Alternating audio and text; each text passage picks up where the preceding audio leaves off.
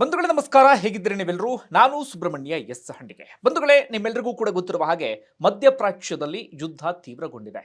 ಅಲ್ಲೆಲ್ಲೋ ಯುದ್ಧ ಆದ್ರೆ ನಾವ್ಯಾಕೆ ಟೆನ್ಷನ್ ಆಗಬೇಕು ಅಂದ್ರೆ ಈಗಾಗಲೇ ನಮ್ಮ ಮೇಲೆ ಬೀರ್ತಿರುವಂತಹ ಪರಿಣಾಮವನ್ನು ನೀವೆಲ್ಲರೂ ಕೂಡ ಗಮನಿಸ್ತಾ ಇದ್ದೀರಿ. ಪ್ರಕೃತಿಯ ಕೊಡುಗೆ, ಆಯುರ್ವೇದ ಗಿಡಮೂಲಿಕೆಗಳ ಶಕ್ತಿ, ಅತ್ಯಾಧುನಿಕ ತಂತ್ರಜ್ಞಾನ, ಪಾರಂಪರಿಕ ವೈದ್ಯರು ಹಾಗೂ ವಿಜ್ಞಾನಿಗಳ ಸಂಯೋಜನೆಯಿಂದ ತಯಾರಾದ ಅಮೃತ್ನೋನಿ ಆರ್ಥೋ ಪ್ಲಸ್ ಮಂಡಿ ನೋವು, ಸೊಂಟ ನೋವು, ಬೆನ್ನು ನೋವಿಗೆ ಹೆಚ್ಚು ಪರಿಣಾಮಕಾರಿ ದಿವ್ಯೌಷಧವಾಗಿದೆ. ಇಂದು ಲಕ್ಷಾಂತರ ಜನರು ಆರ್ಥೋ ಪ್ಲಸ್ ಬಳಸಿ ನೋವು ರಹಿತ ಜೀವನವನ್ನು ನಡೆಸುತ್ತಿದ್ದಾರೆ. ಕೇವಲ ನಮ್ಮ ದೇಶ ಅಂತಲ್ಲ, ಇಡೀ ಜಗತ್ತಿನ ಮೇಲೆ ಇಂಪ್ಯಾಕ್ಟ್ ಆಗ್ತಾ ಇದೆ ಅಥವಾ ಪರಿಣಾಮ ಬೀರ್ತಾ ಇದೆ. ನಮ್ಮಲ್ಲಿ ಈಗಾಗಲೇ LPG ಗ್ಯಾಸ್ ಸಿಗದೆ ಆಟೋ ಡ್ರೈವರ್ಸ್ಗಳು ಕ್ಯೂ ನಿಲ್ಲುವಂಥ ಪರಿಸ್ಥಿತಿ, ಕಮರ್ಷಿಯಲ್ ಸಿಲಿಂಡರ್ ಸಿಗದೆ ಹೋಟೆಲ್ಗಳು ಬಂದ್ ಆಗುವಂಥ ಪರಿಸ್ಥಿತಿ. ಹೀಗೆ ಮುಂದುವರೆದ್ರೆ ಪೆಟ್ರೋಲ್ ಡೀಸೆಲ್ ಹಂತದವರೆಗೂ ಕೂಡ ಹೋಗ್ಬೋದು. ಪೆಟ್ರೋಲ್ ಡೀಸೆಲ್ಗೆ ಏನಾದರೂ ಸಮಸ್ಯೆ ಆಯಿತು ಅಂತಾದರೆ ಅದೊಂದು ರೀತಿಯಲ್ಲಿ ಪರೋಕ್ಷವಾಗಿ ಲಾಕ್ಡೌನ್ಗೂ ಕೂಡ ಕಾರಣ ಆಗಿಬಿಡುತ್ತೆ. ಹೀಗಾಗಿ ಯುದ್ಧ ಅಂದಾಗ ಸಹಜವಾಗಿ ಇಡೀ ಜಗತ್ತಿಗೆ ಆತಂಕ ಇರೋದು. ಇದೆಲ್ಲದೂ ಒಂದು ಕಡೆಯಿಂದ ಆಗ್ತಿರುವಂಥ ಬೆಳವಣಿಗೆ. ಅದರ ನಡುವೆ ಇವತ್ತು ರಾತ್ರಿ ಆಗುವಂಥ ಡೆವಲಪ್ಮೆಂಟ್ಸ್ ಕುರಿತಾಗಿ ಇಡೀ ಜಗತ್ತಿಗೆ ಆತಂಕ, ಕುತೂಹಲ ಎಲ್ಲವೂ ಕೂಡ ಇದೆ. ಆ ರಾತ್ರಿಯ ಬೆಳವಣಿಗೆಗೆ ಈಗಾಗಲೇ ಕ್ಷಣಗಣನೆ ಶುರುವಾಗಿ ಹೋಗಿದೆ. ಯಾಕೆ ಈ ಪರಿಯಾದಂಥ ಆತಂಕ? ಈಗಲೇ ಜಗತ್ತು ಯಾವ ರೀತಿಯಾಗಿ ಪರಿತಪಿಸ್ತಾ ಇದೆ, ತೈಲ ತಲನ ಎಷ್ಟರ ಮಟ್ಟಿಗೆ ಆಗಿದೆ ನಿಮ್ಮೆಲ್ಲರಿಗೂ ಕೂಡ ಗೊತ್ತಾ ಇದೆ. ಇವತ್ತೇನಾದರೂ ಭೀಕರ ದಾಳಿ ಆಯಿತು ಅಂತಾದರೆ ಅದಾದ ಬಳಿಕ ದಾಳಿ ಪ್ರತಿದಾಳಿ ಎಲ್ಲವೂ ಕೂಡ ಮುಂದುವರಿತಾ ಹೋಗುತ್ತೆ. ಜಗತ್ತು ಯಾವ ಹಂತಕ್ಕೆ ಹೋಗಿ ತಲುಪುತ್ತೋ ಗೊತ್ತಿಲ್ಲ. ಈ ಟ್ರಂಪ್ ಹುಚ್ಚಾಟಕ್ಕೆ, ಟ್ರಂಪ್ ಯುದ್ಧದಾಹಕ್ಕೆ ಈ ಜಗತ್ತನ್ನು ಯಾವ ಹಂತಕ್ಕೆ ತೆಗೆದುಕೊಂಡು ಹೋಗಿ ನಿಲ್ಲಿಸ್ತಾರೋ ಗೊತ್ತಿಲ್ಲ. ಹಾಗಾದ್ರೆ ಏನದು ರಾತ್ರಿಯ ಬೆಳವಣಿಗೆ? ಯಾಕಿಡೀ ಜಗತ್ತು ಕುತೂಹಲದಿಂದ ಕಾಯ್ತಿದೆ? ಅದನ್ನು ಗಮನಿಸ್ತಾ ಹೋಗೋಣ. ಹಾಗೆ ಇನ್ನೊಂದು ಡೆವಲಪ್ಮೆಂಟ್ ಅನ್ನು ನೀವೆಲ್ಲರೂ ಕೂಡ ಗಮನಿಸಿದ್ರಿ. ಈ ಅಮೆರಿಕ ಇರಾನ್ ನೆಲದಲ್ಲಿ ಇಳಿದಿದ್ದಂಥ ತನ್ನ ಇಬ್ಬರು ಪೈಲಟ್ಗಳನ್ನು ರಕ್ಷಣೆ ಮಾಡ್ತಲ್ಲ, ಇದೇ ಸಂದರ್ಭದಲ್ಲಿ ಅಮೆರಿಕ ತನ್ನದೇ ವಿಮಾನವನ್ನ ಅಲ್ಲಿ ಸ್ಫೋಟಿಸಿ ಬಂದ್ಬಿಟ್ಟಿದೆ. ಸಹಜವಾಗಿ ಒಂದಷ್ಟು ಜನ ಪ್ರಶ್ನೆ ಇರುತ್ತೆ, ಯಾಕೆ ಅಮೆರಿಕ ಹೀಗೆ ಮಾಡ್ತು ಅಂತ. ಆ ವಿಚಾರವನ್ನು ಕೂಡ ಗಮನಿಸೋಣ. ಇನ್ನೊಂದು ಕಡೆಯಿಂದ ಮೊಜ್ತಬಾ ಖಮೇನಿಗೆ ಸಂಬಂಧಪಟ್ಟ ಹಾಗೆ ಈಗಿನ ಇರಾನ್ನ ಸರ್ವೋಚ್ಚ ನಾಯಕ ಮೊಜ್ತಬಾ ಖಮೇನಿ ಮಗ, ಅವ್ರ ಬಗ್ಗೆ ಸಾಕಷ್ಟು ಸುದ್ದಿಗಳೆಲ್ಲವೂ ಕೂಡ ಇತ್ತು. ತೀರ್ಕೊಂಡು ಬಿಟ್ಟಿದ್ದಾರೆ, ಇಲ್ಲ ಹಂಗೆ ಹಿಂಗೆ ಅಂತೇಳಿ. ಈಗ ಮತ್ತೊಂದು ಸುದ್ದಿ ಬರ್ತಾ ಇದೆ, ತೀರಾ ಗಂಭೀರವಾಗಿ ಗಾಯಗೊಂಡು ಆಸ್ಪತ್ರೆಯಲ್ಲಿ ಚಿಕಿತ್ಸೆ ಪಡಿತಾ ಇದ್ದಾರೆ. ಇದು ಬಹುತೇಕ ಖಚಿತವಾದಂಥ ಸುದ್ದಿ ಎನ್ನುವಂಥ ಸುದ್ದಿಯೂ ಕೂಡ ಬರ್ತಾ ಇದೆ. ಅದೇನು ಅನ್ನೋದನ್ನು ಗಮನಿಸ್ತಾ ಹೋಗೋಣ. ಮೊದಲಿಗೆ ಇವತ್ತಿನ ರಾತ್ರಿಯ ಬೆಳವಣಿಗೆ ವಿಚಾರಕ್ಕೆ ಬರೋಣ. ಬಂಧುಗಳೇ, ಡೊನಾಲ್ಡ್ ಟ್ರಂಪ್ ಮೊದಲು 6 ದಿನದ ಕದನ ವಿರಾಮವನ್ನು ಘೋಷಣೆ ಮಾಡಿದ್ರು. ಅಂದ್ರೆ 6 ದಿನಗಳ ಕಾಲ ಇರಾನ್ ಮೇಲೆ ದಾಳಿ ಮಾಡಲ್ಲ, ಇರಾನ್ ಅಷ್ಟರ ಒಳಗಾಗಿ ಹರ್ಮುಜ್ ಜಲಸಂಧಿಯನ್ನ ಓಪನ್ ಮಾಡಬೇಕು, ನಮ್ಮ ಜೊತೆಗೆ ಮಾತುಕತೆಗೆ ಬರಬೇಕು ಅಂತ ಹೇಳಿ. ಆದ್ರೆ ಇರಾನ್ ಬರಲಿಲ್ಲ. ಏನಾಗ್ತಿದೆ ಇರಾನ್ನಲ್ಲಿ ಅಂದ್ರೆ ನಾವು ಅದೊಂದು ವಿಚಾರವನ್ನು ಸೂಕ್ಷ್ಮವಾಗಿ ಅರ್ಥ ಮಾಡ್ಕೊಳ್ಬೇಕಾಗತ್ತೆ. ಇರಾನ್ನಲ್ಲಿ ನಿಮ್ಮೆಲ್ಲರಿಗೂ ಕೂಡ ಗೊತ್ತಿರುವ ಹಾಗೆ ಮೊದಲು ಖಮೇನಿ ಆಡಳಿತ ಇತ್ತು, ಖಮೇನಿ ಸರ್ವೋಚ್ಚ ನಾಯಕ. ಅವರ ಹತ್ಯೆ ಆದ ಬಳಿಕ ಖಮೇನಿ ಮಗ ಮೊಜ್ತಬಾ ಖಮೇನಿಯನ್ನ ಸರ್ವೋಚ್ಚ ನಾಯಕನನ್ನಾಗಿ ಆಯ್ಕೆಯನ್ನು ಮಾಡಲಾಯಿತು. ಅಲ್ಲಿ ಅಧ್ಯಕ್ಷರು ಯಾರು ಅಂದ್ರೆ ಮಸೂದ್ ಪೆಜೆಶ್ಕಿಯಾನ್. ಈ ಮಸೂದ್ ಪೆಜೆಶ್ಕಿಯಾನ್ ಹೇಗೆ ಅಂದ್ರೆ ಯುದ್ಧದ ಬಗ್ಗೆ ಹೆಚ್ಚು ಒಲವನ್ನ ಹೊಂದಿಲ್ಲ, ಸ್ವಲ್ಪ ಮಟ್ಟಿಗೆ ಮೃದು ವ್ಯಕ್ತಿತ್ವ, ಈ ಧಾರ್ಮಿಕತೆಯ ವಿಚಾರದಲ್ಲೂ ಕೂಡ ತೀರಾ ಕಠಿಣ ಎನ್ನುವಂಥ ಸ್ಥಿತಿಯಲ್ಲಿ ಇಲ್ಲ. ಮಸೂದ್ ಪೆಜೆಶ್ಕಿಯಾನ್ ಅಮೆರಿಕ ಜೊತೆಗೆ ಮಾತುಕತೆಗೆ ಸಿದ್ಧ ಎನ್ನುವಂಥ ಮನಸ್ಥಿತಿಯಲ್ಲಿದ್ದಾರೆ. ಆದರೆ ಇರಾನ್ನಲ್ಲಿ ಈಗ ಏನಾಗಿದೆ ಅಂದ್ರೆ ಅಲ್ಲಿನ IRGC ಎನ್ನುವಂಥ ಸೇನೆ ಏನಿದೆ, ಖಮೇನಿಯ ಖಾಸಗಿ ಸೇನೆ ಅಂತ ಏನು ಕರಿತಾ ಇದ್ವಿ, ಹಾಗೆ ಇರಾನ್ನಲ್ಲಿ ಹಿಂದೆಯೂ ಕೂಡ ಸಾಕಷ್ಟು ಹಿಡಿತವನ್ನ ಹೊಂದಿದಂಥ IRGC ಏನಿದೆ, IRGC ಇದೀಗ ಇಡೀ ಇರಾನ್ ಅನ್ನ ತನ್ನ ತೆಕ್ಕೆಗೆ ಅಥವಾ ತನ್ನ ಕಂಟ್ರೋಲ್ಗೆ ತೆಗೆದುಕೊಂಡು ಬಿಟ್ಟಿದೆ. ಅವರು ಹೇಗೆ ಅಂದ್ರೆ ತುಂಬಾ ಅಗ್ರೆಸಿವ್ ನೇಚರ್, ಯುದ್ಧದ ಮನಸ್ಥಿತಿ, ಮಾತುಕತೆ, ಶಾಂತಿ, ಮತ್ತೊಂದು ಮಗದೊಂದು ಯಾವ ರೀತಿಯಾದಂಥ ಮನಸ್ಥಿತಿಯೂ ಕೂಡ ಇಲ್ಲ. ಈಗ ಅಮೆರಿಕಗೆ ಈ ಪರಿಯಾಗಿ ಇರಾನ್ ತಿರುಗೇಟನ್ನು ಕೊಡ್ತಿದೆ ಅಂದ್ರೆ ಅದಕ್ಕೆ ಕಾರಣ IRGC. ಅಮೆರಿಕ ಮಾತುಕತೆಗೆ ಆಹ್ವಾನಿಸ್ತಾ ಇದ್ರು, ಯಾಕೆ ಬರ್ತಿಲ್ಲ ಅಂದ್ರೆ ಅದಕ್ಕೆ ಕಾರಣ IRGC. ಈ 6 ದಿನದ ಕದನ ವಿರಾಮ ಅಂದ್ರಲ್ಲ ಡೊನಾಲ್ಡ್ ಟ್ರಂಪ್, IRGC ಅದಕ್ಕೆ ಕೇರೆ ಮಾಡಲಿಲ್ಲ. ಅದಾದ ಬಳಿಕ ಡೊನಾಲ್ಡ್ ಟ್ರಂಪ್ ಇನ್ನೇನು ಮಾಡ್ತಾರೆ, ಅದನ್ನು 10 ದಿನಗಳ ಕಾಲ ವಿಸ್ತರಣೆ ಮಾಡಿಬಿಡ್ತಾರೆ ಡೊನಾಲ್ಡ್ ಟ್ರಂಪ್. ಆದ್ರೂ ಕೂಡ IRGC ಕೇರ್ ಮಾಡಲೇ ಇಲ್ಲ. ಯುದ್ಧ ಶುರು ಮಾಡಿದ್ ನೀವು, ಅಂತ್ಯ ಮಾಡೋದು ನಾವು ಅಂತಾರೆ. ನೀವೇನೋ ಒಂದು 15 ಪಾಯಿಂಟ್ಸ್ಗಳನ್ನ ಷರತ್ತನ್ನು ನಮ್ಮ ಮೇಲೆ ವಿಧಿಸ್ತಾ ಇದ್ದೀರಲ್ಲ, ನೀವು ಕೊಡೋದಲ್ಲ ಆ ಷರತ್ತನ್ನ, ನಾವು ನಿಮಗೆ ಷರತ್ತನ್ನು ವಿಧಿಸ್ತೀವಿ ಎನ್ನುವಂಥ ಮಾತನ್ನ IRGC ಹೇಳ್ತಾ ಇತ್ತು. ಹೀಗಾಗಿ ಯುದ್ಧ ನಿಲ್ಲುವಂಥ ಲಕ್ಷಣಗಳೇ ಕಾಣಿಸ್ತಾ ಇರಲಿಲ್ಲ. ಆ ಕಡೆಯಿಂದ ದಾಳಿ, ಈ ಕಡೆಯಿಂದ ಪ್ರತಿದಾಳಿ ಎಲ್ಲವೂ ಕೂಡ ಕಂಟಿನ್ಯೂ ಆಗ್ತಾ ಇತ್ತು. ಡೊನಾಲ್ಡ್ ಟ್ರಂಪ್ ಒಂದು ಕಡೆಯಿಂದ ಹೇಳ್ತಾ ಇದ್ರು ಇರಾನ್ನಲ್ಲಿ ಎಲ್ಲವನ್ನೂ ಕೂಡ ಸರ್ವನಾಶ ಮಾಡಿದ್ದೀವಿ ಅಂತ. ಮಿಸೈಲ್ ಲಾಂಚರ್ಗಳಿಲ್ಲ, ರಾಕೆಟ್ ಲಾಂಚರ್ಗಳಿಲ್ಲ, ಡ್ರೋನ್ಸ್ ಇಲ್ಲ, ಮಿಸೈಲ್ಸ್ ಇಲ್ಲ, ಇರಾನೇ ಸರ್ವನಾಶ ಆಗಿ ಹೋಗಿದೆ ಅಂತ ಹೇಳಿ. ಆದರೆ ಇರಾನ್ ಕಡೆಯಿಂದ ಪ್ರತಿದಾಳಿ ಅಂತೂ ನಿರಂತರವಾಗಿ ಆಗ್ತಾನೆ ಇದೆ. ಇರಾನ್ನಲ್ಲಿ ಅಮೆರಿಕ ಸರ್ವನಾಶ ಮಾಡಿದೆ ಅಂತ ಹೇಳ್ತಾ ಇದ್ರು ಕೂಡ ಜಗತ್ತಿಗೆ ಕಾಣ್ತಿರುವಂಥ ಸತ್ಯ ಏನಪ್ಪಾ ಅಂದ್ರೆ ಇರಾನ್ ಕುಗ್ಗಿ ಹೋಗಿಲ್ಲ, ಇರಾನ್ನಲ್ಲಿ ಎಲ್ಲವೂ ಕೂಡ ಖಾಲಿಯಾಗಿಲ್ಲ ಅಥವಾ ಇರಾನ್ ಸರ್ವನಾಶ ಆಗಿಲ್ಲ ಎನ್ನುವಂಥ ಸತ್ಯ ನಾವೆಲ್ಲರೂ ಕೂಡ ಒಪ್ಕೊಳ್ಳೇಬೇಕಾಗತ್ತೆ. ಇಂಥ ಒಂದಷ್ಟು ಬೆಳವಣಿಗೆಯನ್ನು ನೀವೆಲ್ಲರೂ ಕೂಡ ಗಮನಿಸಿದ್ರಿ. ಕೊನೆಯದಾಗಿ ಡೊನಾಲ್ಡ್ ಟ್ರಂಪ್ ಏನು ಮಾಡಿದ್ದು ಅಂದ್ರೆ 48 ಗಂಟೆಗಳ ಕಾಲ ಗಡುವು. ಹರ್ಮುಜ್ ಜಲಸಂಧಿಯನ್ನು ಓಪನ್ ಮಾಡಬೇಕು, ನಮ್ಮ ಜೊತೆಗೆ ಮಾತುಕತೆಗೆ ಬರಬೇಕು ಅಂತೇಳಿ. ಆದರೆ ಅದಕ್ಕೂ ಕೂಡ ಇರಾನ್ ತಿರುಗೇಟನ್ನು ಕೊಡ್ತು. ಇದರ ನಡುವೆ ಡೊನಾಲ್ಡ್ ಟ್ರಂಪ್ ನಿನ್ನೆ ರಾತ್ರಿ 10:30 ಸುಮಾರಿಗೆ ದೇಶವನ್ನು ಉದ್ದೇಶಿಸಿ ಮಾತನಾಡಿದರು. ಅದನ್ನು ಸುದ್ದಿಗೋಷ್ಠಿ ಅನ್ನಬಹುದು ಅಥವಾ ದೇಶವನ್ನು ಉದ್ದೇಶಿಸಿ ಮಾತು ಅಂತ ಏನು ಬೇಕಾದರೂ ಕರಿಬಹುದು. ಸಹಜವಾಗಿ ಇಡೀ ಜಗತ್ತಿಗೆ ಕುತೂಹಲ ಇತ್ತು ಡೊನಾಲ್ಡ್ ಟ್ರಂಪ್ ಏನನ್ನು ಮಾತನಾಡಬಹುದು ಅಂತ. ಸಾಕಷ್ಟು ವಿಚಾರಗಳು ಡೊನಾಲ್ಡ್ ಟ್ರಂಪ್ ಬಾಯಿಂದ ಬಂತು. ಅದೇ ಮಾತಿನ ಶೈಲಿ, ಇರಾನಿಯನ್ನರು ಪ್ರಾಣಿಗಳಿದ್ದಂಗೆ, ಇರಾನಿಯನ್ನರು ಹಂಗೆ ಹಿಂಗೆ ಏನೇನೋ ಮಾತುಗಳೆಲ್ಲವೂ ಕೂಡ ಬಂತು. ತಮ್ಮ ಬೆನ್ನನ್ನು ತಟ್ಕೊಳ್ಳುವಂಥ ಕೆಲಸ ಆಯಿತು, ಪೈಲಟ್ಗಳನ್ನು ಹೇಗೆ ರಕ್ಷಣೆ ಮಾಡಿದ್ವಿ ಅಂತ ಅದಕ್ಕೆ ಸಂಬಂಧಪಟ್ಟ ಮಾತುಕತೆ ಆಯಿತು. ಅಂತಿಮವಾಗಿ ಬಂದಂಥ ಮಾತೇನಪ್ಪ ಅಂದರೆ ಅದು ಮತ್ತೊಮ್ಮೆ ಇರಾನ್ಗೆ ಕೊಟ್ಟಂತ ಗಡುವನ್ನು ನೆನಪಿಸುವಂತ ಕೆಲಸ. ಏನು? ಇವತ್ತು ರಾತ್ರಿ ಭಾರತೀಯ ಕಾಲಮಾನದ ಪ್ರಕಾರವಾಗಿ ಇವತ್ತು ರಾತ್ರಿ 8 ಗಂಟೆಯವರೆಗೆ ಗಡುವನ್ನು ಕೊಡಲಾಗಿದೆ. ಇದು ಕೊನೆಯ ವಾರ್ನಿಂಗ್ ಅಂತ ಡೊನಾಲ್ಡ್ ಟ್ರಂಪ್ ಹೇಳ್ತಾ ಇದ್ದಾರೆ. 8 ಗಂಟೆವರೆಗೆ ಗಡುವನ್ನು ಕೊಡಲಾಗಿದೆ. ಇಲ್ಲ ಅಂತಾದ್ರೆ ಮಧ್ಯರಾತ್ರಿ 12 ಗಂಟೆಯಿಂದ ದಾಳಿ ಶುರುವಾಗುತ್ತೆ. ಕೆಲವು ಗಂಟೆಗಳಲ್ಲಿ, ಹೆಚ್ಚು ಕಡಿಮೆ 4 ಗಂಟೆಯಲ್ಲಿ ಇರಾನ್ನನ್ನೇ ಸರ್ವನಾಶ ಮಾಡಾಕ್ ಬಿಡ್ತೀವಿ ಅಂತ ಹೇಳಿ ಡೊನಾಲ್ಡ್ ಟ್ರಂಪ್ ಇದೀಗ ಹೇಳ್ತಾ ಇದ್ದಾರೆ. ಅಂದರೆ ಅಲ್ಲಿ ಇರುವಂತ ವಿದ್ಯುತ್ ಸ್ಥಾವರಗಳನ್ನು ನಾಶ ಮಾಡ್ತೀವಿ, ಅಲ್ಲಿರುವಂತ ಪ್ರತಿ ಸೇತುವೆಗಳನ್ನು ಕೂಡ ಹುಡುಕಿ ಅದನ್ನು ಕೂಡ ಸಂಪೂರ್ಣವಾಗಿ ನಾಶ ಮಾಡುವಂತ ಕೆಲಸವನ್ನ ಮಾಡ್ತೀವಿ, ಅಲ್ಲಿಗೆ ಒಂದು ಹಂತಕ್ಕೆ ಇರಾನ್ ಸರ್ವನಾಶ ಆಗುತ್ತೆ ಅನ್ನೋದು ಡೊನಾಲ್ಡ್ ಟ್ರಂಪ್ ಮಾತಾಗಿದೆ ಅಥವಾ ಡೊನಾಲ್ಡ್ ಟ್ರಂಪ್ ಪ್ರತಿಪಾದನೆ ಆಗಿದೆ. ಕೇವಲ ಮಾತನ್ನ ಹೇಳ್ತಾ ಇರೋದು ಮಾತ್ರ ಅಲ್ಲ, ಅದಕ್ಕೆ ಈಗಾಗಲೇ ಒಂದಷ್ಟು ಸಿದ್ಧತೆಗಳು ಕೂಡ ಆಗ್ತಾ ಇದೆ. B2 ಬಾಂಬರ್ಗಳಿಂದ ಹಿಡಿದು ಅತ್ಯಾಧುನಿಕವಾದಂಥ ಫೈಟರ್ ಜೆಟ್ಗಳಿಂದ ಹಿಡಿದು ಅತ್ಯಾಧುನಿಕವಾದಂಥ ಶಸ್ತ್ರಾಸ್ತ್ರಗಳಿಂದ ಹಿಡಿದು ತನ್ನ ಸೈನಿಕರನ್ನು ಕೂಡ ಮಧ್ಯಪ್ರಾಚ್ಯ ರಾಷ್ಟ್ರಗಳಲ್ಲಿ ಎಲ್ಲೆಲ್ಲಿ ಸೇನಾ ನೆಲೆಗಳಿದೆ ಅಲ್ಲೆಲ್ಲ ಕಡೆಗಳಲ್ಲೂ ಕೂಡ ಇದೀಗ ಡೊನಾಲ್ಡ್ ಟ್ರಂಪ್ ರೆಡಿ ಮಾಡಿಕೊಂಡು ನಿಂತು ಬಿಟ್ಟಿದ್ದಾರೆ. ಹೀಗಾಗಿ ಇರಾನ್ ಏನಾದರೂ ಮಾತುಕತೆಗೆ ಒಪ್ಪಿ ಬಂದರೆ ರಾತ್ರಿಯ ಬೆಳವಣಿಗೆ ಆಗದೇ ಇರಬಹುದು. ಇರಾನ್ ಮಾತುಕತೆಗೆ ಒಪ್ಪದೇ ಇದ್ದರೆ ಅಥವಾ ಅಲ್ಲಿಯವರೆಗೂ ಕೂಡ ಏನೂ ಬೆಳವಣಿಗೆ ಆಗದೇ ಇದ್ದರೆ ಇವತ್ತು ರಾತ್ರಿ ಏನೋ ಒಂದು ದೊಡ್ಡ ಡೆವಲಪ್ಮೆಂಟ್ ಆಗುವಂಥ ಲಕ್ಷಣಗಳು ಕಾಣಿಸ್ತಾ ಇದೆ. ಅತ್ಯಂತ ಭೀಕರ ದಾಳಿಯಾಗುವಂಥ ಲಕ್ಷಣಗಳು ಕಾಣಿಸ್ತಾ ಇದೆ. ಅಂದರೆ ಅಮೇರಿಕಾಗೆ ಶಕ್ತಿ ಇಲ್ಲ ಅಂತಲ್ಲ, ಅಮೇರಿಕಾಗೆ ವಿಪರೀತವಾದಂಥ ಶಕ್ತಿ ಇದೆ. ಈಗಲೂ ಕೂಡ ಅಮೇರಿಕ ತೆಗಿಬೇಕಾದಂಥನ್ನು ಇನ್ನೂ ಕೂಡ ತೆಗಿತಾ ಇಲ್ಲ. ಅದನ್ನೇನಾದರೂ ಮುಂದೊಂದು ದಿನಗಳಲ್ಲಿ ಬಳಸೋದಕ್ಕೆ ಶುರು ಮಾಡ್ಕೊಳ್ತು ಅಂದರೆ ಸಮಸ್ಯೆ ಆಗ್ಬಿಡುತ್ತೆ. ಆದರೆ ಅಮೇರಿಕಾಗಿರುವಂಥ ಭಯ ಏನಪ್ಪ ಅಂದರೆ ಇರಾನ್ ಪ್ರತಿದಾಳಿ ಮಾಡೋದು ಅಮೇರಿಕದ ಮೇಲೆ ಅಲ್ಲ, ಅಮೇರಿಕದ ಸೇನಾ ನೆಲೆಗಳೇನಿದ್ದಾವೆ ಗಲ್ಫ್ ರಾಷ್ಟ್ರಗಳ ಮೇಲೆ, ಆ ರಾಷ್ಟ್ರಗಳ ಮೇಲೆ ಇರಾನ್ ಪ್ರತಿದಾಳಿಯನ್ನು ಮಾಡುತ್ತೆ. ಈಗ ಅಮೆರಿಕ ಹೇಳ್ತಾ ಇದೆಯಲ್ಲ, ಇರಾನ್ನ ವಿದ್ಯುತ್ ಸ್ಥಾವರಗಳನ್ನು ನಾಶ ಮಾಡಿಬಿಡ್ತೀವಿ, ಇರಾನ್ನ ಸೇತುವೆಗಳನ್ನು ನಾಶ ಮಾಡ್ತೀವಿ ಅಂತ ಹೇಳಿ. ಅದಕ್ಕೆ ಪ್ರತಿಯಾಗಿ ಇರಾನ್ ಏನು ಮಾಡುತ್ತೆ ಹೇಳಿ? ಗಲ್ಫ್ ರಾಷ್ಟ್ರಗಳು ಅಂತ ಯಾವುದನ್ನು ಕರಿತೀವಿ, ಕೊಲ್ಲಿ ರಾಷ್ಟ್ರಗಳು, ಈ Kuwait, Bahrain, Qatar, Saudi Arabia, UAE, Oman, ಈ ರಾಷ್ಟ್ರಗಳಲ್ಲಿ ಇರುವಂತಹ ಅದೇ ವಿದ್ಯುತ್ ಸ್ಥಾವರಗಳನ್ನು, ಅದೇ ರೀತಿಯಾಗಿ ಸೇತುವೆಗಳನ್ನು ಇರಾನ್ ನಾಶ ಮಾಡಾಕಿಬಿಡುತ್ತೆ. ಇದು ಅಮೆರಿಕಗೆ ಇರುವಂಥ ಆತಂಕ ಇದೀಗ. ಅದರ ನಡುವೆಯೂ ಕೂಡ ಇವತ್ತು ರಾತ್ರಿ ಒಂದು ಪ್ರಮುಖ ಬೆಳವಣಿಗೆ ಆಗುವಂಥ ಲಕ್ಷಣಗಳು ಕಾಣಿಸ್ತಾ ಇದೆ. ಈಗ ಅಮೆರಿಕದ ಪ್ರತಿಪಾದನೆ ಏನು ಅಂದರೆ, ಒಂದು ಕಡೆಯಿಂದ ಈ ಮಾತುಕತೆಗೆ ಅಮೆರಿಕ ಕರೀತಾ ಇದೆ, ಒಂದಷ್ಟು ಷರತ್ತನ್ನು ವಿಧಿಸ್ತಾ ಇದೆ. ಪ್ರಮುಖವಾಗಿ ಹರ್ಮುಜ್ ಜಲಸಂಧಿಯನ್ನು ಓಪನ್ ಮಾಡಬೇಕು, ನಿಮ್ಮ ಹತ್ರ ಇರುವಂಥ ಪರಮಾಣು ಏನಿದೆ ಅದನ್ನು ಸಂಪೂರ್ಣವಾಗಿ ನಾಶ ಮಾಡಬೇಕು ಅಥವಾ ನಿಷ್ಕ್ರಿಯಗೊಳಿಸಬೇಕು, ಈ ರೀತಿಯ ಒಂದಷ್ಟು ಷರತ್ತುಗಳನ್ನು ವಿಧಿಸ್ತಾ ಇದೆ. ಆದರೆ ಇರಾನ್ ಅದಕ್ಕೆ ಒಪ್ಕೊಳ್ತಾ ಇಲ್ಲ. ಹಾಗೆ ಅಮೆರಿಕದ ಇನ್ನೊಂದು ಮಾತೇನಪ್ಪ ಅಂದರೆ, ಈ ಟರ್ಕಿ, ಪಾಕಿಸ್ತಾನ, ಈಜಿಪ್ಟ್ ಇವುಗಳ ಮಧ್ಯಸ್ಥಿಕೆಯಲ್ಲಿ 45 ದಿನಗಳ ಕಾಲ ಕದನ ವಿರಾಮ ಘೋಷಣೆ ಮಾಡುವಂಥ ಮಾತನ್ನು ಅಮೆರಿಕ ಹೇಳ್ತಾ ಇದೆ. ಆದರೆ ಅಮೆರಿಕವನ್ನ ಅಷ್ಟು ಸುಲಭವಾಗಿ ನಂಬೋದಕ್ಕೆ ಇರಾನ್ ರೆಡಿ ಇಲ್ಲ.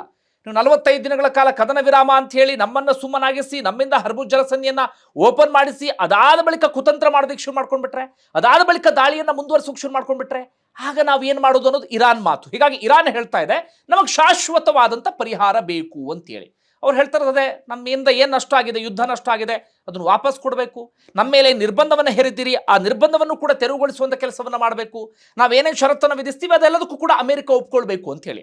ಅಮೆರಿಕ ಈಗ 45 ದಿನಗಳ ಕಾಲ ಕದನ ವಿರಾಮ ಪ್ರಸ್ತಾಪವನ್ನು ಮಾಡ್ತಾ ಇದ್ರೆ, ಇರಾನ್ ಹೇಳ್ತಾ ಇರೋದೇನು, ನಾವು ಶಾಶ್ವತವಾದಂಥ ಒಂದು ಪ್ರಸ್ತಾಪವನ್ನು ಕೇಳ್ತಾ ಇದ್ದೀವಿ ಅಂತ, ಶಾಶ್ವತವಾದಂಥ ಪರಿಹಾರ ಬೇಕು ಇದಕ್ಕೆ ಎನ್ನುವಂಥ ರೀತಿಯಲ್ಲಿ. ಅಮೆರಿಕ ಇವ್ರ ಮಾತಿಗೆ ಒಪ್ಕೊಳ್ಳೋಕೆ ರೆಡಿ ಇಲ್ಲ, ಅವ್ರ ಮಾತಿಗೆ ಇರಾನ್ ಒಪ್ಕೊಳ್ಳೋದಕ್ಕೆ ರೆಡಿ ಇಲ್ಲ.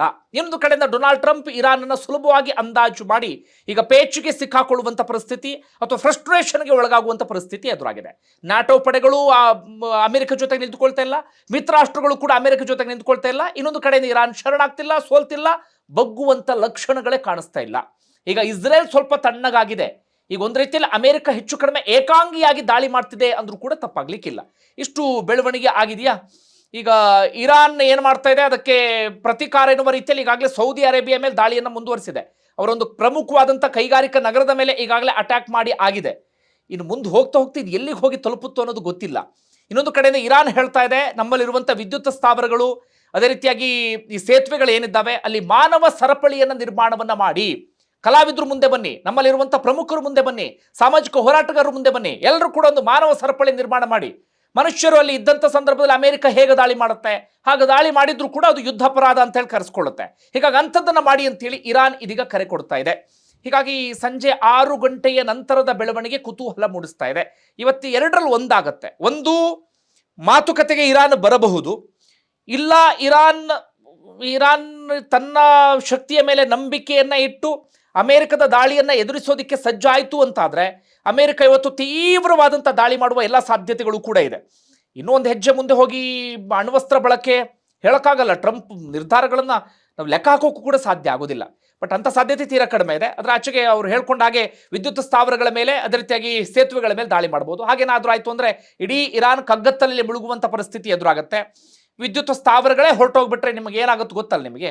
ಈಗ ಕ್ಯೂಬಾದಲ್ಲಿ ಏನಾಗಿದೆ ಪರಿಸ್ಥಿತಿ, ವಿದ್ಯುತ್ ಇಲ್ಲದೆ ಒದ್ದಾಡ್ತಿದ್ದಾರೆ. ವಿದ್ಯುತ್ ಇಲ್ಲ ಅಂದರೆ ಇಡೀ ದೇಶವೇ ಸಂಪೂರ್ಣವಾಗಿ ನಿಂತು ಹೋದಂಥ ಪರಿಸ್ಥಿತಿ ಎದುರಾಗ್ಬಿಡುತ್ತೆ. ಆಗ ಇರಾನ್ ಸುಮ್ಮನೆ ಆಗುತ್ತಾ? ಸಾಧ್ಯವೇ ಇಲ್ಲ. ಅವರಿಂದಲೂ ಕೂಡ ತೀವ್ರವಾದಂಥ ಪ್ರತಿದಾಳಿ ನಡೆಯುತ್ತೆ.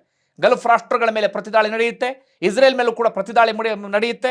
ಹರ್ಮುಜ್ ಜಲಸಂಧಿಯನ್ನು ಕಂಪ್ಲೀಟ್ ಬಂದ್ ಮಾಡುವಂಥ ಸಾಧ್ಯತೆ ಇದೆ. ಈಗೇನೋ ಒಂದಷ್ಟು ದೇಶಗಳಿಗೆ ಬಿಡ್ತಾ ಇದ್ದಾರೆ, ಭಾರತಕ್ಕೊಂದು 8 ಹಡಗು ಬಂತು. ಅದಾದ ಬಳಿಕ ಅಮೆರಿಕ ದಾಳಿ ಮಾಡ್ತು ಅಂದರೆ ಇರಾನ್ ಕಂಪ್ಲೀಟ್ ಆಗಿ ಹರ್ಮುಜ್ ಜಲಸಂಧಿಯನ್ನು ಕ್ಲೋಸ್ ಮಾಡ್ಬೋದು. ಹಾಗೇನಾದರೂ ಆಯಿತು ಅಂತಾದರೆ ಇಡೀ ಜಗತ್ತು ಮತ್ತೊಮ್ಮೆ ಸಮಸ್ಯೆಯಲ್ಲಿ ಸಿಕ್ಕಾಕೊಳ್ಳುತ್ತೆ. ಈಗಲೇ ನಮ್ಮಲ್ಲಿ LPG ಗ್ಯಾಸ್ ಸಮಸ್ಯೆ ಆಗ್ತಾಯಿದೆ, ಅದಿನ್ನಷ್ಟು ತೀವ್ರವಾಗುವಂಥ ಸಾಧ್ಯತೆಗಳೆಲ್ಲವೂ ಕೂಡ ಇದೆ. ಒಟ್ಟಾರೆಯಾಗಿ ಇವತ್ತು ರಾತ್ರಿಯ ಬೆಳವಣಿಗೆ ಇದೀಗ ಕುತೂಹಲ ಮೂಡಿಸ್ತಾ ಇದೆ. ಈಗಾಗಲೇ ಕ್ಷಣಗಳನ್ನೇ ಆರಂಭ ಆಗಿದೆ. ಒಂದು ರೀತಿಯಲ್ಲಿ ಕುತೂಹಲನೂ ತಪ್ಪಾಗುತ್ತೆ, ಯಾಕಂದ್ರೆ ಯುದ್ಧ ಅನ್ನೋದು ಯಾರಿಗೂ ಕೂಡ ಒಳ್ಳೆಯದಲ್ಲ ಬಿಡಿ. ಇನ್ನೊಂದು ಕಡೆ ಮೊಜ್ತಬಾ ಖಮೇನಿ ಸಂಬಂಧಪಟ್ಟಾಗೆ ಬರ್ತಿರುವಂಥ ಸುದ್ದಿ, ದಿ ಟೈಮ್ಸ್ ವರದಿಯನ್ನ ಮಾಡ್ತಾ ಇದೆ. ಮೊಜ್ತಬಾ ಖಮೇನಿ ಸ್ಥಿತಿ ಗಂಭೀರವಾಗಿದೆ. ಇರಾನ್ನ ಪವಿತ್ರ ನಗರವೊಂದರಲ್ಲಿ ಚಿಕಿತ್ಸೆಯನ್ನು ಕೊಡಲಾಗ್ತಾ ಇದೆ. ಯಾವುದೇ ಡಿಸಿಷನ್ ತೆಗೆದುಕೊಳ್ಳುವಂಥ ಪರಿಸ್ಥಿತಿಯಲ್ಲಿ ಇಲ್ಲ. ಹೀಗಾಗಿ IRGCA ಕಂಪ್ಲೀಟ್ ಕಂಟ್ರೋಲ್ ತೆಗೆದುಕೊಂಡಿದೆ, ಅಥವಾ IRGCA ನಿರ್ಧಾರವನ್ನು ತೆಗೆದುಕೊಳ್ತಿದೆ ಎನ್ನುವಂಥ ರೀತಿಯಲ್ಲಿ. ನೋಡೋಣ ಅದಕ್ಕೆ ಸಂಬಂಧಪಟ್ಟಾಗ ಏನು ಬೆಳವಣಿಗೆ ಆಗುತ್ತೆ ಎನ್ನುವಂಥ ರೀತಿಯಲ್ಲಿ. ಒಂದು ವೇಳೆ ಮತ್ತೊಂದು ಸುದ್ದಿ ಅಂದರೆ ಅದು ಅಮೆರಿಕದ F-15E, ಅತ್ಯಾಧುನಿಕವಾದಂಥ ಯುದ್ಧ ವಿಮಾನ, ಕೋಟಿ ಇರುವಂಥ ಅಂದರೆ ಬೆಲೆ ಬಾಳುವಂಥ ಯುದ್ಧ ವಿಮಾನ. ಇರಾನ್ನ ವಾಯು ಪ್ರದೇಶದ ಒಳಗಡೆ ಬರ್ತಾ ಇದ್ದ ಹಾಗೆ ಇರಾನ್ ಅದನ್ನು ಹೊಡೆದುರುಳಿಸಿ ಬಿಡ್ತು. ಇರಾನ್ ತನ್ನ ಶಕ್ತಿ ಏನು ಅಂತ ತೋರಿಸ್ತು. ಯಾವತ್ತೂ ಕೂಡ ಅದನ್ನು ಯಾರೂ ಹೊಡೆದಿರಲಿಲ್ಲ, ಆದರೆ ಇರಾನ್ ಪ್ರಪ್ರಥಮ ಬಾರಿಗೆ ಹೊಡಿತು. ಡೊನಾಲ್ಡ್ ಟ್ರಂಪ್ ಹೇಳ್ತಾರೆ ಇರಾನ್ ಹತ್ರ ಏನೂ ಇಲ್ಲ ಅಂತ. ನೋಡಿದ್ರೆ ಅವ್ರ ಯುದ್ಧ ವಿಮಾನ ಒಳಗಡೆ ಬಂದಾಗ ಇರಾನ್ ಆರಾಮಾಗಿ ಹೊಡೆದಾಕ್ಬಿಡ್ತು. ಆ ಯುದ್ಧ ವಿಮಾನ ಪತನವಾಗುವಂತಹ ಸಂದರ್ಭದಲ್ಲಿ ಅದರ ಒಳಗಡೆ ಇದ್ದಂಥ 2 ಪೈಲಟ್ಗಳು ಇಜೆಕ್ಟ್ ಆಗ್ತಾರೆ. ಅಂದರೆ ಅದರ ಸೀಟ್ ಸಮೇತವಾಗಿ ಅವರು ಹೊರಗಡೆ ಬಂದು ಬಿಡ್ತಾರೆ. ಅವೆಲ್ಲವೂ ಕೂಡ ನಿಮಗೆ ಗೊತ್ತಿರುವಂಥ ವಿಚಾರ. ಈಗಾಗಲೇ ಆ ಬೆಳವಣಿಗೆಯನ್ನು ಗಮನಿಸಿದ್ದೀರಿ. ಅವರಿಬ್ಬರು ಕೂಡ ಕೆಳಗಡೆ ಹೋಗಿ ಬಿದ್ದು ಬಿಡ್ತಾರೆ. ಬೀಳ್ತಾ ಇದ್ದ ಹಾಗೆ ಮೊದಲು ಇರಾನ್ಗೆ ಆ ವಿಚಾರ ತಲುಪೋದಿಲ್ಲ, ಅದಾದ ಬಳಿಕ ಇರಾನ್ಗೆ ಆ ಸುದ್ದಿ ತಲುಪುತ್ತೆ. ಆದರೆ ಅಮೆರಿಕ ತಕ್ಷಣ ಏನು ಘೋಷಣೆ ಮಾಡುತ್ತೆ ಅಂದರೆ ಇಬ್ಬರನ್ನು ರಕ್ಷಣೆ ಮಾಡಿದ್ದೇವೆ ಅಂತ. ಇರಾನ್ನ ಸೇನೆಯ ದಿಕ್ಕು ತಪ್ಪಿಸುವಂಥ ಉದ್ದೇಶದಿಂದ ರಕ್ಷಣೆ ಮಾಡಿದ್ದೇವೆ ಅಂದರೆ ಇರಾನ್ ಸೇನೆ ಹುಡುಕಾಡೋದಿಲ್ಲ ಅಂತ ಹೇಳಿ. ಅದಾದ ಬಳಿಕ ಮತ್ತೆ ಸುದ್ದಿ ಬರೋದಕ್ಕೆ ಶುರುವಾಗುತ್ತೆ, ಇಲ್ಲ ಓರ್ವ ಪೈಲಟ್ ಅನ್ನ ರಕ್ಷಣೆ ಮಾಡಲಾಗಿದೆ, ಇನ್ನೊಬ್ರು ಒಳಗಡೆ ಇದ್ದಾರೆ ಎನ್ನುವಂಥ ರೀತಿಯಲ್ಲಿ. ಈಗ ಡೊನಾಲ್ಡ್ ಟ್ರಂಪ್ ಅದಕ್ಕೆ ಕಿಡಿಕಾರ್ತಾ ಇದ್ದಾರೆ. ಯಾವ ಮಾಧ್ಯಮ ಸುದ್ದಿ ಪ್ರಕಟಿಸಿದ್ದು, ನಮ್ಮ ಮಾಧ್ಯಮದಿಂದ ಸುದ್ದಿ ಹೊರಗಡೆ ಲೀಕ್ ಆಗಿದ್ದು ಹೇಗೆ, ಅದರಿಂದಲೇ ನಮಗೆ ಸಮಸ್ಯೆ ಆಯಿತು, ಅವ್ರ ವಿರುದ್ಧ ಕ್ರಮ ತೆಗೆದುಕೊಳ್ತೀವಿ ಅಂತ. ಆಗ ಇರಾನ್ನ IRGC ಅಲರ್ಟ್ ಆಗಿಬಿಡುತ್ತೆ. ಅವರಲ್ಲಿ ಸುತ್ತಮುತ್ತ ಇದ್ದಂಥ ಜನರಿಗೂ ಕೂಡ ಬಹುಮಾನವನ್ನು ಘೋಷಣೆ ಮಾಡ್ತಾರೆ. $60,000 ಕೊಡ್ತೀವಿ ನಿಮಗೆ, ಪೈಲಟ್ ಅನ್ನ ಹುಡುಕಿ ಅಂತ. ಪೈಲಟ್ಗಳು ಸಿಕ್ಕರು ಅಂದ್ರೆ ಅವ್ರನ್ನ ಒತ್ತೆಯಾಳಾಗಿರಿಸಿಕೊಳ್ಳುವಂಥ ಪ್ಲಾನ್ ಅನ್ನ ಇರಾನ್ ಮಾಡಿಕೊಂಡಿತ್ತು. ಅದಾದ ಬಳಿಕ IRGC ಹುಡುಕುತ್ತೆ, ಅವ್ರ ಜನರು ಕೂಡ ಹುಡುಕೋದಕ್ಕೆ ಶುರು ಮಾಡ್ಕೊಳ್ತಾರೆ. ಇತ್ತ ಅಮೆರಿಕ ತಕ್ಷಣವೇ ಕಾರ್ಯಾಚರಣೆಯನ್ನು ಆರಂಭ ಮಾಡಿಬಿಡುತ್ತೆ. ಹೆಲಿಕಾಪ್ಟರ್ಗಳನ್ನು ಬಳಸುತ್ತೆ, ಫೈಟರ್ ಜೆಟ್ಗಳನ್ನು ಬಳಸುತ್ತೆ, ವೆಲ್ ಟ್ರೈನ್ಡ್ ಕಮಾಂಡೋಗಳನ್ನು ಬಳಸುತ್ತೆ. ತಕ್ಷಣವೇ ಇರಾನ್ನ ಒಳಗಡೆ ಬರಲಾಗುತ್ತೆ. ಮೊದಲು ಬಂದಂತಹ ಹೆಲಿಕಾಪ್ಟರ್ನು ಕೂಡ ಹೊಡೆಯುವಂಥ ಪ್ರಯತ್ನ ಇರಾನ್ನ ಕಡೆಯಿಂದ ಆಗುತ್ತೆ. ಅದಾದ ಬಳಿಕವೂ ಕೂಡ ಇದ್ದಕ್ಕಿದ್ದ ಹಾಗೆ ಕಾರ್ಯಾಚರಣೆ ತೀವ್ರಗೊಳ್ಳೋದಕ್ಕೆ ಶುರುವಾಗುತ್ತೆ. ಅಂತಿಮವಾಗಿ ಇರಾನ್ ಏನು ಮಾಡುತ್ತೆ ಅಂದರೆ ಅಮೆರಿಕ ಏನು ಮಾಡುತ್ತೆ ಅಂದರೆ ಅವರ ಅತ್ಯಾಧುನಿಕವಾಗಿರುವಂಥ ಹಾಗೆ ಬಲಿಷ್ಠವಾಗಿರುವಂಥ C-130 ಹರ್ಕ್ಯುಲೆಸ್ ಸಾರಿಗೆ ವಿಮಾನವನ್ನು ಅಮೆರಿಕ ಕಮಾಂಡೋಗಳ ಜೊತೆಗೆ ಕಳಿಸ್ಕೊಟ್ಬಿಡುತ್ತೆ. 2 ಸಾರಿಗೆ ವಿಮಾನಗಳು, ಅಂದರೆ ತುಂಬ ದೊಡ್ಡದಾಗಿರುವಂಥ ವಿಮಾನಗಳದು. ಅವುಗಳೊಳಗಡೆ ಏನು ಬೇಕಾದರೂ ತುಂಬೋದು. ಇನ್ನೊಂದಷ್ಟು ಹೆಲಿಕಾಪ್ಟರ್ಗಳನ್ನು ಕೂಡ ತುಂಬಬಹುದು. ಅಷ್ಟು ಗಾತ್ರದ C-130 ಕಳಿಸ್ಕೊಟ್ಬಿಡುತ್ತೆ. ಅದನ್ನು ಯಾಕೆ ಕಳಿಸ್ಕೊಡ್ತವೆ ಅಂದರೆ ಅವಕ್ಕೇನು ನಿಮಗೆ ರನ್ವೇ ಬೇಕು ಅಂತಲ್ಲ, ಎಲ್ಲಿ ಬೇಕಾದರೂ ಇಳಿಯುವಂಥ ಸಾಮರ್ಥ್ಯ ಎಲ್ಲವೂ ಕೂಡ ಇರುತ್ತೆ. ಮೊದಲಿಗೆ ಪೈಲಟ್ಗಳನ್ನು ಹೇಗೆ ಇವರು ಪತ್ತೆ ಹಚ್ಚಿದ್ದು ಅಂದರೆ ಅವರು ಸಿಗ್ನಲನ್ನು ಕೊಡ್ತಾರೆ. ಪೈಲಟ್ಗಳ ಬರೀ ಎಲ್ಲವೂ ಕೂಡ ಇರುತ್ತೆ, ಅವರು ಸಿಗ್ನಲ್ ಕೊಡುವಂಥ ಕೆಪಾಸಿಟಿ ಎಲ್ಲವೂ ಕೂಡ ಇರುತ್ತೆ. ಆ ಸಿಗ್ನಲ್ ಅಮೆರಿಕವನ್ನು ತಲುಪುತ್ತೆ. ಆ ಸಿಗ್ನಲ್ನ ಯಾರು ಕೂಡ ಹ್ಯಾಕ್ ಮಾಡದ ರೀತಿಯಲ್ಲೂ ಕೂಡ ಅಮೆರಿಕ ಒಂದಷ್ಟು ಪ್ರಯತ್ನ ಎಲ್ಲವನ್ನು ಕೂಡ ಮಾಡುತ್ತೆ. ಅದೇ ಪ್ರಕಾರವಾಗಿ ಇವರು ಸಿಗ್ನಲ್ ಕೊಡ್ತಾರೆ, ಇಂತಲ್ಲಿ ಇದ್ದಾರೆ ಅನ್ನೋದು ಗೊತ್ತಾಗುತ್ತೆ. ಮೊದಲು ಓರ್ವ ಪೈಲಟನ್ನು ಆರಾಮಾಗಿ ರಕ್ಷಣೆ ಮಾಡ್ತಾರೆ, ಯಾಕಂದರೆ ತೆರೆದ ಪ್ರದೇಶದಲ್ಲಿ ಅವರು ಬಿದ್ದಿರ್ತಾರೆ. ಪೈಲಟ್ಗಳ ಪರಿಸ್ಥಿತಿ ಊಹೆ ಮಾಡ್ಕೊಳ್ಳೋಕೆ ಸಾಧ್ಯ ಆಗಲ್ಲ ಬಿಡಿ. ಅವರು ಇಜೆಕ್ಟ್ ಆದಂಥ ಸಂದರ್ಭದಲ್ಲಿ ಅರ್ಧಕ್ಕರ್ಧ ಪ್ರಾಣ ಹೋದಂಥ ಸ್ಥಿತಿಯಲ್ಲೇ ಇರುತ್ತೆ. ಎಷ್ಟೇ ಟ್ರೈನಿಂಗ್ ಕೊಟ್ಟಿದ್ರು ಕೂಡ ಇಜೆಕ್ಟ್ ಆದಾಗ ಅರ್ಧಕ್ಕರ್ಧ ಪ್ರಾಣ ಹೋದ ಸ್ಥಿತಿಯಲ್ಲಿ ಇರುತ್ತೆ. ಅಂಥದ್ರಲ್ಲೂ ಅವರು ತಮ್ಮ ಪ್ರಾಣವನ್ನು ಅದು ಹೇಗೆ ಉಳಿಸ್ಕೊಂಡ್ರು ಗೊತ್ತಿಲ್ಲ ಬಿಡಿ, ದೊಡ್ಡ ಸಾಹಸವೇ ಅದು. ನಾವು ಎಷ್ಟು ಆರಾಮಾಗಿ ವಿವರಿಸ್ತವಲ್ಲ, ಎಷ್ಟು ಸುಲಭ ಅಲ್ವೇ ಅಲ್ಲ ಅದು.